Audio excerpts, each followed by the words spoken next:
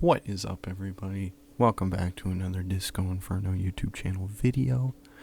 Might as well call y'all the Jackson 5, because you're my family. Man, now I got... I don't know any other musical families.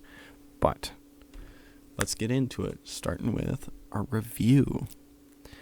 This week, the review is going out to Primo Rice. Not as far as I can tell, not super mainstream popular. 60k subscribers on YouTube Music. So, there's that.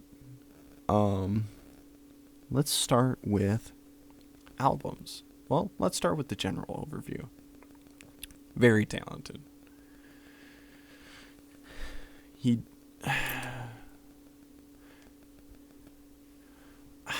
I don't know. For me, most comparable probably to he does a lot of like soul sampling, turns that into beats. So I guess you could probably compare him to Kanye, because he did some of that. I don't know a whole ton about like producing like that just off the top of my head. I'd have to Google it for a while, but I mean, very good, very great music. I love it. It's awesome. I guess back to the Kanye thing. It's like Kanye was slightly better as a producer, but then Primo Rice was slightly better than as a rapper, like lyricist, than Kanye was as a lyricist. I'm not saying that he's better than Kanye, period. His lyrics are better than, I don't know. You know what? They're both talented people. So, but that's all I gotta say. Favorite album?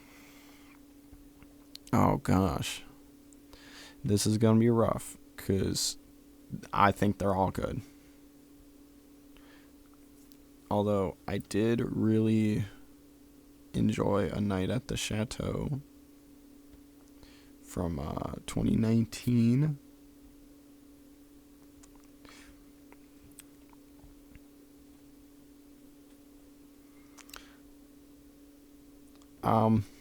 Again, I love all his albums.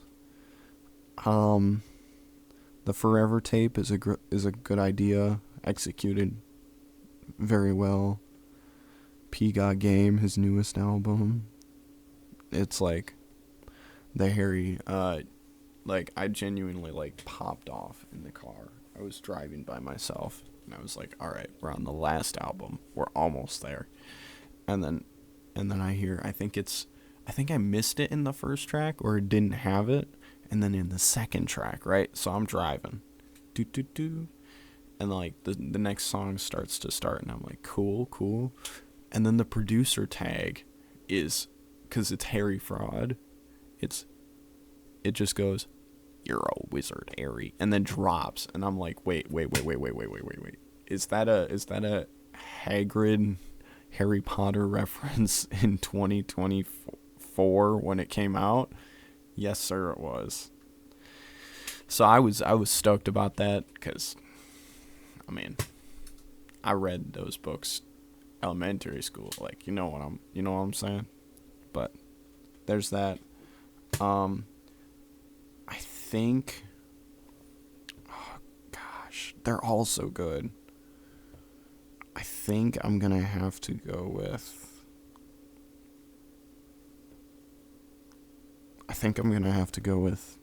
because they all tell great stories.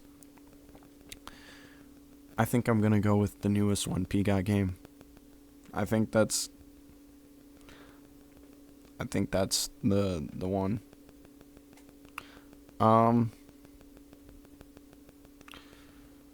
Now on to the singles.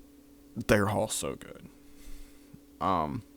Just looking at them right now, there is Deep in My Bag, the remix with 2 Chainz. I mean, you can't go wrong with some 2 Chainz. I mean, you probably can. I haven't listened to his whole catalog yet, but you can't go wrong with 2 Chainz. You know what I'm saying? everything off of every album is low-key, like, well, not low-key, high-key a banger. I'm gonna tell you that straight up. In Your Face is pretty good.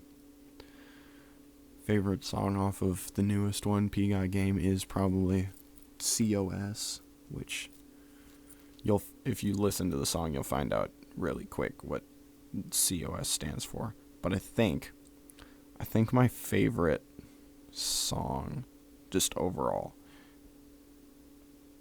and this is gonna be crazy, it's off of Portrait of the P. So not this last album, but the one he did before that. My favorite track is It? Interlude. It's got Nico G4 and GLC on it. I don't know either of those two. This is the only song I've heard by them. But it's an interlude, but it's about 4 minutes long. And it's just the way, not only the sample itself, but the way they flipped it and turned it into a song, but then also still doing the job of the interlude, but it's also really long for an interlude. It just, I don't know, something about it hit me. Just like, boom. I'm like, ah. So, there's that. I mean, should we get into it now then? Boom. Boom, boom, boom. I should probably make it so that you can see. There it is. That's not the window I want. Let's go. So we got our wheel here. We're gonna spin it. I just want to say I'm really enjoying not only this series, but also the support for this series. I could not do it. I could not do this. Well, I probably could do this, but this gives me motivation to tackle this list. Because I've been collecting names for a while. So it is almost like this is a fulfillment thing. Like, yes, I get to finally do this. But, I mean, you know what? No more hesitation. Let's get into it. Spin.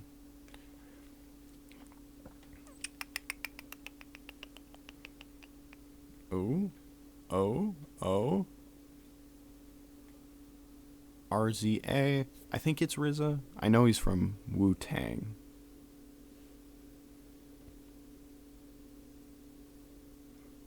Huh. The Abbot of the Wu-Tang Clan. That's just me. Look, I'm looking at his page right now. I mean, I'm going to start trying to remember to do this, but I don't have any songs before that I've heard him on. Been making at least albums on here since 1998. 97 for his earliest single, which it's funny because it's 97 and then the next single is from 2005. It's like, whoa, that's a jump. Meanwhile, his albums is 98 to 01. So, but all this being said, awesome. I get to hear some Wu-Tang, but just him. There's no way he doesn't have features from the other ones, right? But that being said, that's not the right window. It's been a great privilege to do this series. I don't know what I would do without it. Probably not know any of these catalogs. So I'm thinking, you might have seen the other day, I went live on Twitch, did an album review almost of Cardi's new one. Not great. That's my opinion, but there's that.